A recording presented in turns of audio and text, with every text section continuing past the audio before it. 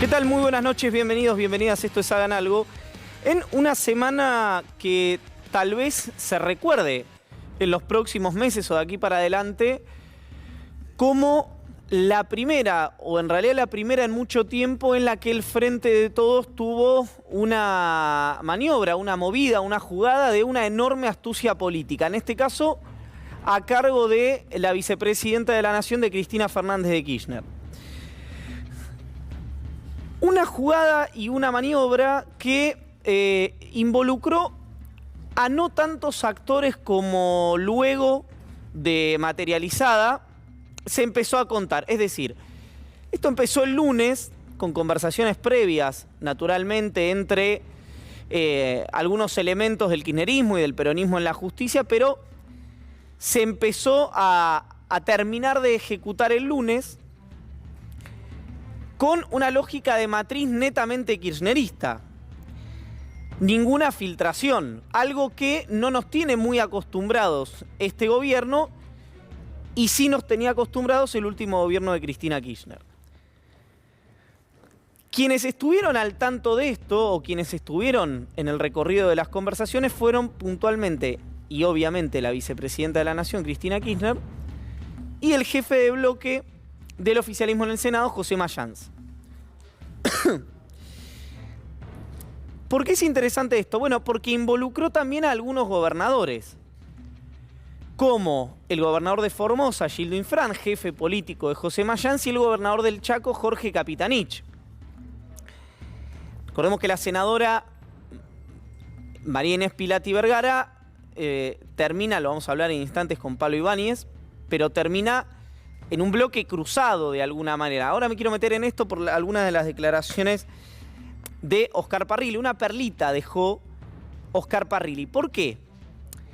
Porque Parrilli dice en Futurock que la ruptura del bloque tuvo que ver con el acuerdo con el Fondo Monetario Internacional. ¿Cuál era el objetivo? Uno puede imaginar la psicología de Parrilli en ese momento para decir algo así.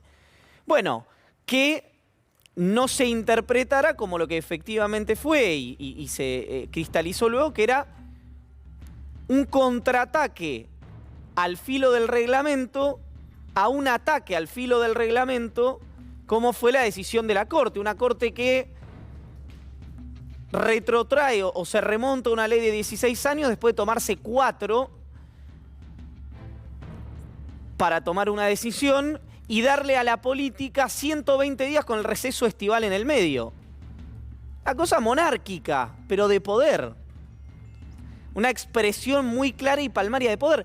Una expresión muy clara de poder a la que en general la justicia no se anima nunca cuando la política está fuerte.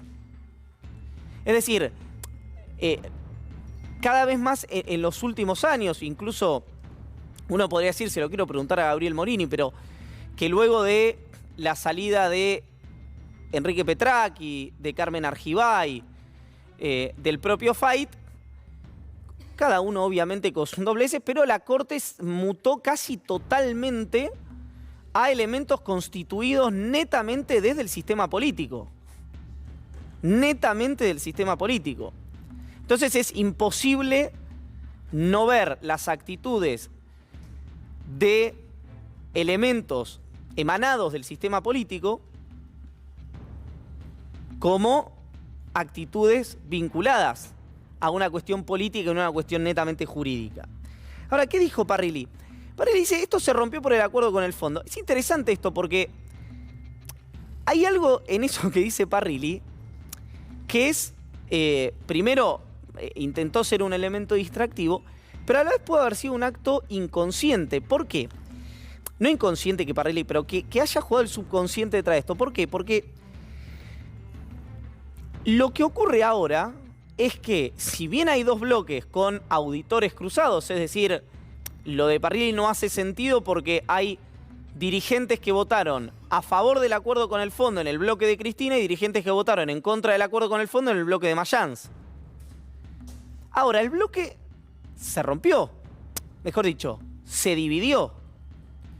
Entonces hay una pregunta que se impone sobre esto. O varias. La primera es si es táctica o es estrategia. la división del bloque. La segunda es si Cristina Kirchner hizo esto y la división es un daño colateral o también es parte de la estrategia. Ya es remanido decir que Cristina hace jugadas inesperadas o que tiene una astucia superior al resto del sistema político. Entonces uno puede pensar perfectamente que esto también formaba parte, no de la táctica, sino de la estrategia de Cristina. Naturalmente, forma parte del universo de la especulación solamente. ¿Por qué? Porque había una idea también de que esto pasara en el bloque de diputados. Con una diferencia, ¿no? Con la diferencia del quórum propio. Lo cual hizo que Sergio Massa, a través de conversaciones con el jefe de bloque del oficialismo, con Germán Martínez, desalentara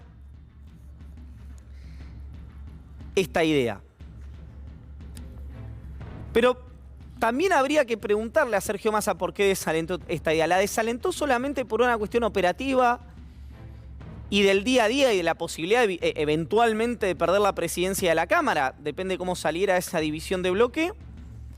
O lo hizo también porque era algo que podía no tener vuelta atrás, después de una serie de episodios que se fueron dando.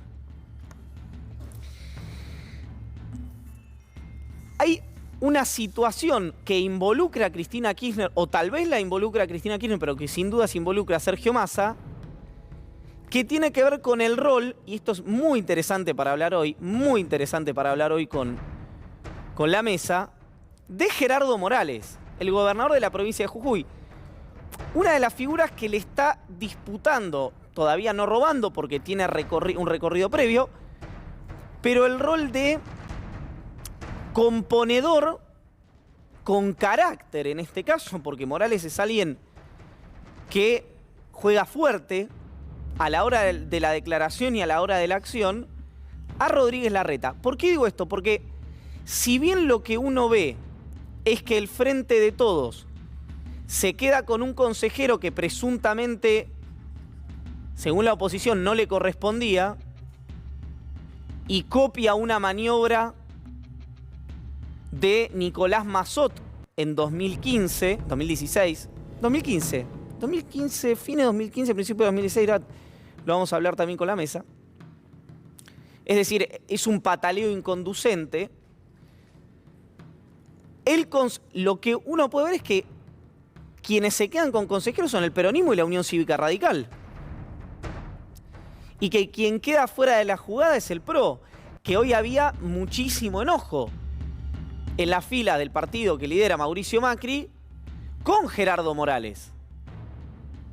No solamente porque Morales, después no lo pedí, pero me gustaría compartir el tuit en el que Morales la felicita a Reyes, porque Morales no solamente la felicita a Reyes, sino que recién en el segundo tuit hace una crítica muy de reglamento, o muy a reglamento, a Cristina Kirchner por la maniobra del Senado. ¿Por qué es interesante esto? ¿Tenemos el tuit? Si tenemos el tuit vamos a compartirlo. Acá está. Felicito a la diputada nacional Roxana Reyes, que fue designada hoy como integrante del Consejo de la Magistratura. Le deseo el mayor de los éxitos en la tarea crucial de cimentar el fortalecimiento de nuestra República con su participación en el Consejo. En el siguiente, abajo, muy, ahí está. Es lamentable la maniobra realizada en el Senado. No tiene nombre la maniobra realizada en el Senado, no es Cristina. Para impedir que la oposición ocupe el lugar que le corresponde en el Consejo de la Magistratura. Es interesante esto que hace Morales, porque va a tener un capítulo más mañana. ¿Por qué?